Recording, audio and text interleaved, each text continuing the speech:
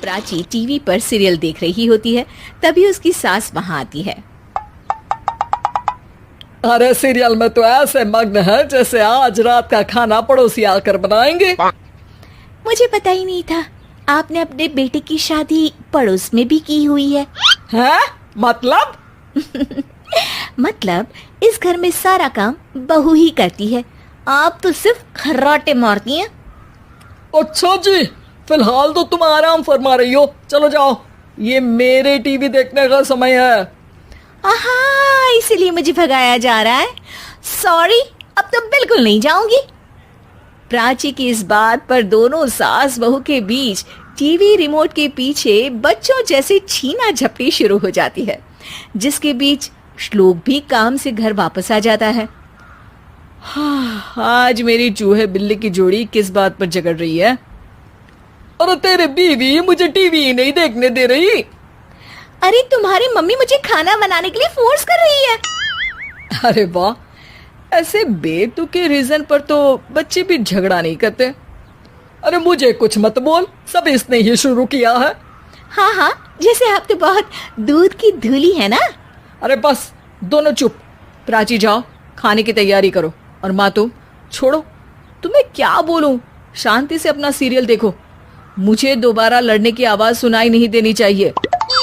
ऐसा बोलकर श्लोक वहां से चला जाता है, जिसके पीछे पीछे प्राची भी कुछ न कुछ बड़बड़ाते हुए रसोई में चली जाती है। हाँ हाँ, सासू जी को तो कुछ बोलेंगे ही नहीं, बस मुझ पर ही हुक्म चलता है, खाना बनाओ, जैसे मैं इनके घर में खाना बनाने के लिए आई हूँ। इसी तरह शाम बीतती है और रात को श्लोक और प्राची की सास खाना खाकर सोने चले जाते हैं, लेकिन प्राची गुस्से में कुछ खाए बिना काम में ही लगी रहती है। इस घर में किसी को घंटा फिक्र नहीं पड़ता, मैं खाऊं या भूखी रहूं। प्राची कुछ देर के लिए रसोई से बाहर जाती है और जैसे ही वापस आती है तो वहां दूध का भरा ग्लास देखकर हैरान रह जाती है। फिक्र पूरी है, बस दिखाना नहीं है।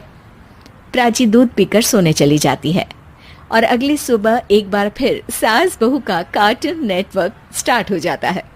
ये तुमने ही किया है। अरे अजीब जबरदस्ती है, मैं बोल रही हूँ मैंने कुछ नहीं किया। दोनों ने मिलकर पूरे घर को पागल खाना बनाया हुआ है। यहाँ कोई नॉर्मल इंसान तो रह ही नहीं सकता, इसीलिए अब पड़ोसी क्या रिश्तेदार भी घर आने से कतराते हैं। और सुन बेटे, तू भी चंगा, तेरी माँ भी चंगी, तेरी बीवी भी चंगी, रिश्तेदार।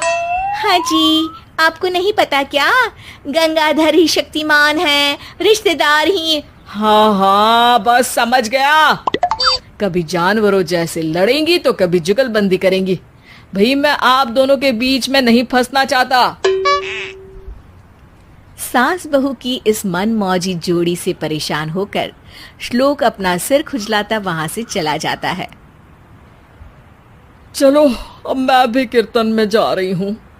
इस पर जैसे ही सास कमरे में अपना पर्स लेने जाती है तो वहां नाश्ते की प्लेट रखी देख मुस्कुराने लगती है और नाश्ता करके घर से बाहर निकलते हुए कुछ पैसे टेबल पर रख जाती है, जिसके कुछ देर बाद सिलेंडर वाला घर आता है।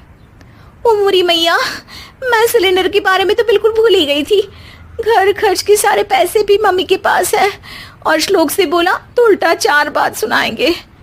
प्राची ये सोच ही रही होती है कि अचानक उसका चेहरा चमक उठता है और वो घर में आकर इधर उधर देखने लगती है। तभी उसकी नजर टेबल पर रखे पैसों पर पड़ती है, जिन्हें वो सिलेंडर वाले को दे देती है। ये सब श्लोक देख लेता है। अच्छा बेटे, इतना बड़ा घोटाला, सबके सामने मैं तेरी दुश्मन और पीठ पीछे तेरी मेरी यारी। इस पर श्लोक एक प्लान बनाता है और शाम को सब एक साथ बैठे होने पर बोलने लगता है। माँ, तुम दोनों की बहुत लड़ाई होती है, इसलिए मैं सोच रहा हूँ कि प्राची को उसके घर छोड़ाऊं, इससे वो भी खुश रहेगी और तुम भी। अचानक श्लोक की ये बात सुनकर सास बहू शौक से उसकी तरफ देखती हैं। अरे ऐसे कैसे घर छोड़ाओगे, मुझे कहीं नहीं जाना। अरे तुमने बोला नहीं पर मैंने सुन लिया, तुम्हें मम्मी के साथ रहना अच्छा नहीं लगता, मुझे पता है। अरे वाह, अरे जब बहू खुद कुछ काम बोले तो वो तुझे सुनता नहीं, और अब जो इसने बोला ही नहीं वो तू समझ गया। जब उसे नहीं जाना तो फिर जबरदस्ती क्यों कर रहा है? अच्छा, फिर आपको मौसी के घर छोड़ाता हूँ, बस अब आप दोनों एक घर में एक छत के नीचे नहीं रह सकती। मैं इस टॉम एंड जेरी की जोड़ी को और नहीं झेल सकता। है? ऐसे कैसे नहीं रह सकते? तुम्हें इतनी दिक्कत है तो तुम्हारा बोरिया बिस्तर पैक कर देती हूँ, लेकिन मम्मी जी कहीं नहीं जाएंगी। बिल्कुल यही सुनना था मुझे। अगर दोनों में इतना ही प्यार है फिर हर वक्त ये लड़ाई का नाटक क्यों करती हो? देखा मैंने कैसे माँ किचन में दूध रखती है और तुम उनके लिए कमरे में नाश्ता रखती हो, और कैसे वो पहले ही तुम्हारी दिक्कत समझकर घर में पैसे रखकर बाहर जाती है। अरे भाई, इतना ड्रामा तो डेली सोप में भी नहीं होता जितना तुम दोनों ने इस घर में फैलाया हुआ है।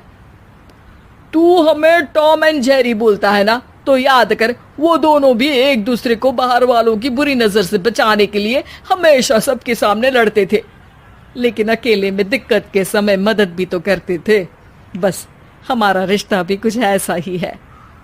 और वैसे भी अगर सास बहू में तू मैं नहीं होती तो दुनिया वालों को कहानियां कैसे मिलेंगी?